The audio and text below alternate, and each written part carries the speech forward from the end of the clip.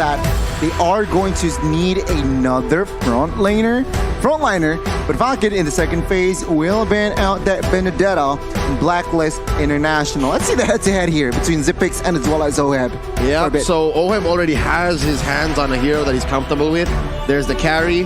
But for Zipex, the Harith hasn't surfaced quite yet. And I'm not sure where Coach Dale is and Coach Zaya are when it comes to the second phase. I think they need to see more. I'm guessing maybe the jungler is going to come up first. Maybe this is one of those few times that the jungler is picked up first in the second phase before the gold laner. Ban Ling for Blacklist. Ken's used it twice in a row. Yeah. There you go. Ling's ban. From the future? Maybe. I mean, it makes sense as well. They have the Xavier, they have the Diggy. Yep. Ling can easy targets, basically, right? So they eliminate that option, and to that, like you said, Eterna, positive win rate in the hands of Falcon. Ling ban out. They might commit another assassin in the last ban. So we'll have to see. Meanwhile, Falcon, they can eliminate the hero for Lapu Lapu.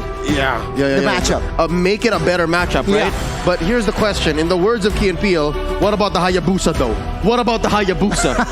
That's the thing, because Ken is an assassin player. I haven't seen him use a tank jungler just yet. I'm sure that he should have adapted to that meta, but the heroes left for him since the Fanny was banned away would be the Karina, the Benedetta is gone, and the Ling, who's also been banned away. So would he go with the Hayabusa or the Karina here?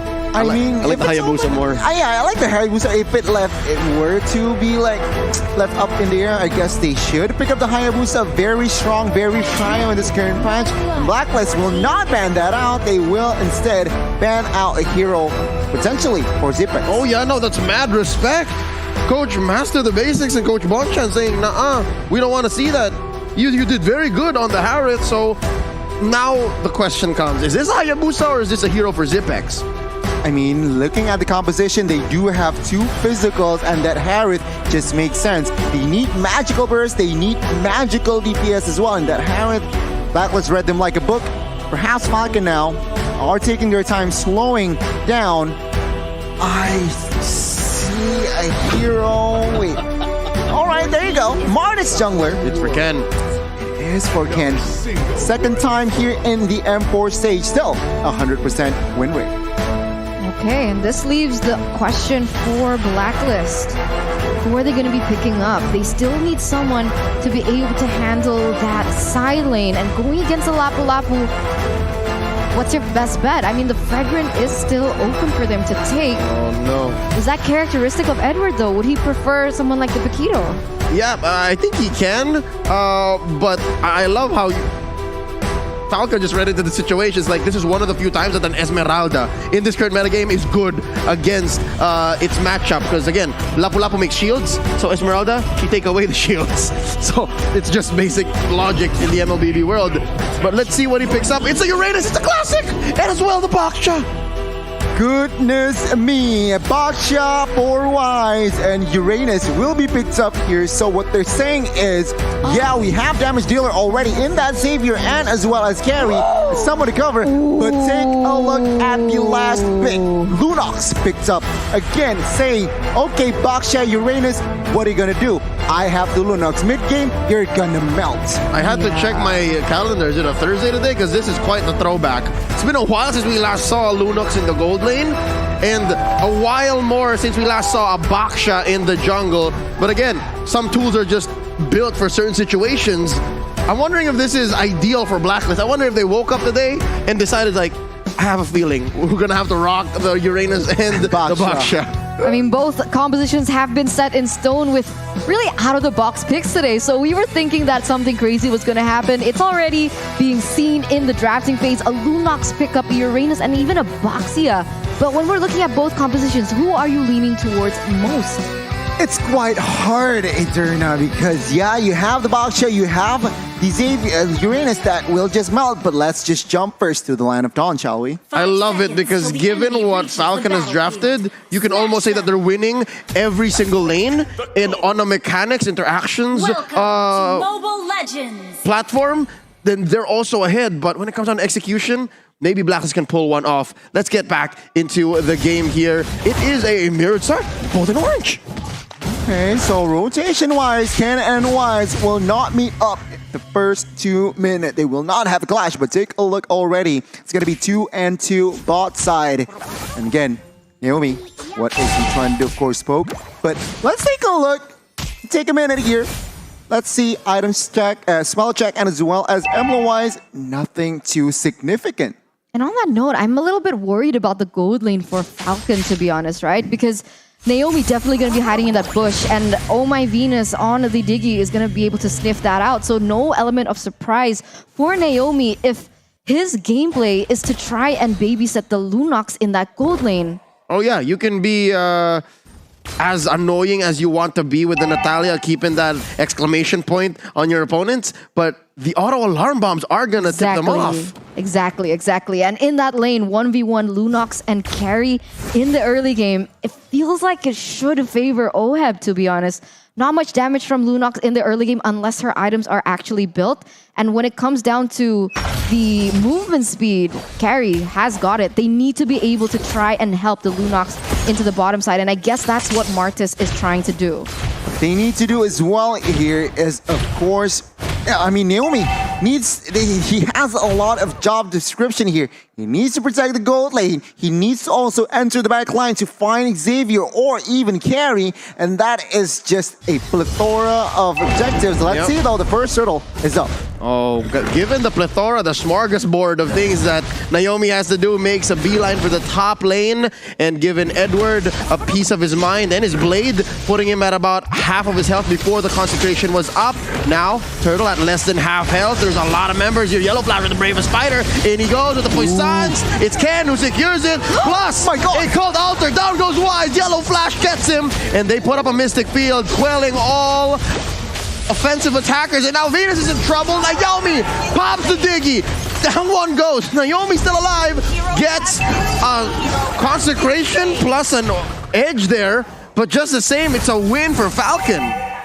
Take a look at bot side as well here. Zipex stealing a lot of damage in the 1v1s. Remember Oheb, early game, sure, not a lot of damage in, but after 2 items, it is going to be Zipex who needs to be careful when engaging 1v1. But a very good trade in general from Falcon.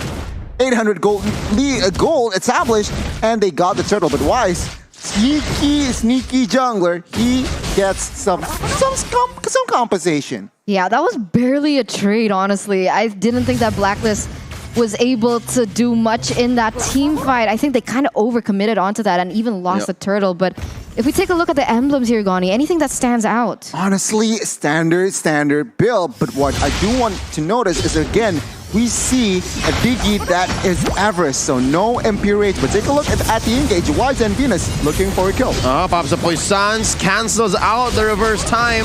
And here comes Naomi and Justin looking for the pull on Wise. Not gonna go and engage. I think Blacklist understands that they are now on the back foot. They know that Falcon might push the advantage. But to be honest, this is something comfortable for Blacklist. We've seen a lot of times where Blacklist is struggling in that early game, but they're waiting patiently. They know their item power spike, and that's when they kind of re-huddle together. So this is not yet a lose for Blacklist, especially of how of the gold disparity. It's only 600. Anything can turn back the tides, as both of these teams will be focusing towards this top side on the next neutral objective of that turtle. Yeah, I'd say it's manageable given the fact that Edward isn't actually losing his lane. Like, he's okay. And that's one thing that they can rely on. But, ooh, Naomi cuts him down a peg again. And it looks like they're just giving up the turtle, right? Falcon, you can take it. Our move is going to be down here. Let's see if they can capitalize. Oh, no, Zipex can read the situation. Zipex knows. Oh, they're coming in. And that's 4 members now. Reverse time on the Zipex. Doesn't get pulled in. They get the jump. And oh, the dawning light misses by just an inch. He still responds. Oh, the situational awareness of Zipex. He knows he was away, but he saw some auto alarm bombs coming and still pulls that ult. Yeah, beautiful flicker out of that. That was a close one. They would have been able to get the trade that Blacklist wanted, but because of that, they denied both trades. They've denied the neutral objective from Blacklist, and they've also denied them that kill. The composure. What's going on Oh, decimate by Ken. And now he's going to capitalize on that. Convert into an orange lane steal. Oh, wow. Gani, you were saying? I was about to say, I mean, Zipex with the composure, but Silicon bot side. Oh no, Oheb gonna go ahead underneath his tier 1. Ken forcing the issue. They're gonna clear this wave, make a clean go at this turret. They might siege it very low. Naomi cleans house, taking down Oheb. And oh my Venus, here comes Wise to the rescue. Haji goes down. Ken is going wild down here, and they're gonna get away with it. No punish, no clapback from Blacklist. Wow, 3-4-0 trade, 7-1 amount of kills here in the 6th minute, and it doesn't seem like Falcon want to stop. Look at Yellow Flash trying to take away the necessity that Edward has. He's trying to take away any pressure, and they're going to be able to secure an objective on towards that mid side.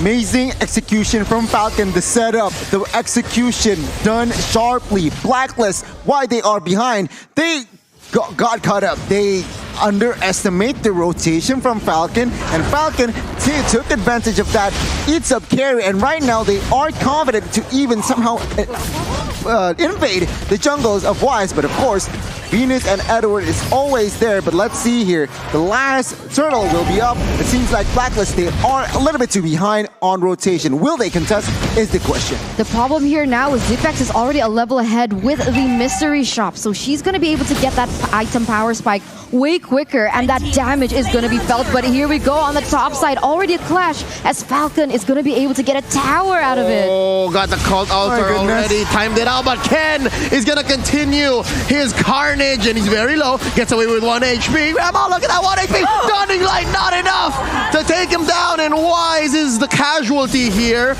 Taken down by Justin, and there's a pull. That Shadow Stampede gonna put Oheb in danger's way. Wow. And he gets a double kill. Justin Johnson is going ham. He gets a double Naomi, and that's a wipeout. Blacks International losing 5 men, and it's Yellow Flash traded off. Wow! Falcon Esports! This is the Falcon that we were waiting for since MSC. The way that they're able to just make their own tempo, push it on Blacklist of all teams, and be the dominant force. Now, with a 6,000 gold lead in the 8th minute, Goni, what are the items telling us? Check the Lunox out. Zipex, 2 items, Clock of Destiny, Lightning Truncheon, and I believe that he is on his way towards Divine Glaive. Why? He wants the penetration. He wants to penetrate Wise, and as well as Uranus. So let's see. Falcon, is this the way to go? Because they are in a good position to somehow throw the defending champions in this match. Oh yeah, no, throw him into the lower bracket if there is a chance for that. Not sure if the math checks out. But something else that catches my eye is Oheb is slowly building up towards a rose gold meteor. I think he needs that, but now Edward is in trouble. Pops the consecration at the right moment, and so far, they're struggling. They're struggling. A lot is on the shoulders of Haji here. Again, this was a 66 situation with a lot of teams that lost the early game with a savior. They just need to get to that point where the savior makes a difference. I mean, you're right. I mean, as we all know, this ultimate Dawning Light is detrimental on as a defense and as well as offense. So Blacklist, they are low-key banking, but take a look at Falcon. They do not stop, Leo, staying proactive, controlling the map, and Blacklist, they are the team that is being driven by Falcon. Oheb needs farm. Oheb needs farm. He's barely doing any damage right now. And we can see, look at that, Zipex with Holy Crystal. In addition to how much she's already shredding into the members of Blacklist, a Holy Crystal to top it off. Gonna increase that magic damage, just needs some more penetration to, like you mentioned, really get into Wise as well as Uranus. It's so clear, but doesn't that hurt? The fact that the Uranus and the Baksha were the last picks? Exactly. And then the Lunox was the answer. It's so perfect the way that Falcon orchestrated this situation. And not even to mention how Ken is having almost a perfect game as a Martis. He's taking everything away from Wise. And to add to that, remember, the carry was the first pick, right? Yeah. And not considered as an asset, but take a look, 0-2-1, not a fun game. Let's see the defense by Blacklist. Oh, top lane here, going to be the first target. Oh, there you go. See, this is a sign that maybe Blacklist still has some life in them, because that Mystic Field, if there was enough follow-through, could have been a shutdown. Could have been a shutdown. Yeah, the damage, we're definitely feeling the damage from Haji right now. Let's see what they can do with this. They're trying to clear that mid side. Falcon already eyeing that bottom side. They want to take as much turrets as they can get. here in the 10th, almost 12th, 11th minute. Rachel, Eterna. Come on. Yeah, Come on, man. counting. I can't believe Justin Johnson as well having quite the perfect game. He just built a lightning truncheon. And to add to that, he has a 308 scoreboard, which in total is 12 total kills. He's just one shy off, so to 800 KP. Huge play here, huge game for Justin, almost a perfect game. And again, we are going to see a reset. We talked about this. They have Diggy, they have Xavier. Their high ground is strong. And of course, with that carry, they can't just melt out down Lords. So Blacklist, they still can turn this game around. Yeah, Falcon watched a lot of Blacklist games. They know that Oh My Venus likes to camp those bombs into that bush. So it's Ken who's cleaning up house. And it makes sense because, again, I think last we checked, he was building some defense items. This might be a tanky Mardis, and that's exactly what's choking Blacklist International, the presence of Mardis, the presence of Ken, the Burmese Python. You can see, though, that Blacklist, they're trying to prevent the lanes from freezing. You can see that they were actually kind of stalling it from coming in because they know how much Oheb needs that farm. They're relying heavily and banking on Oheb and Haji right now. And right now, Falcon, now they're forced to come a little bit closer to Blacklist. I wish I could see the equipments here for both teams, but it seems like now Falcon, they are 10 seconds away to perhaps another Lord Siege. Oh, no. Blacklist still far behind gold-wise here. They need a mistake from Falcon. Yep, I was going to say, one of the few ways that Blacks can come back possibly is if they do this. Yes, number one, stay in their base, don't cross any thresholds that you might not come back from. And Almost. so close. Oh, so close. Imam almost stole that away. The KDA machine was about an inch away from getting a Luminous Lord for Blacklist, but not today, says Ken. Not today. Man, that instinct Eterna almost just perhaps 0.ish seconds shy. But now Falcon with the siege, with this goal lead, they are in a good position to end the game. It's not looking good.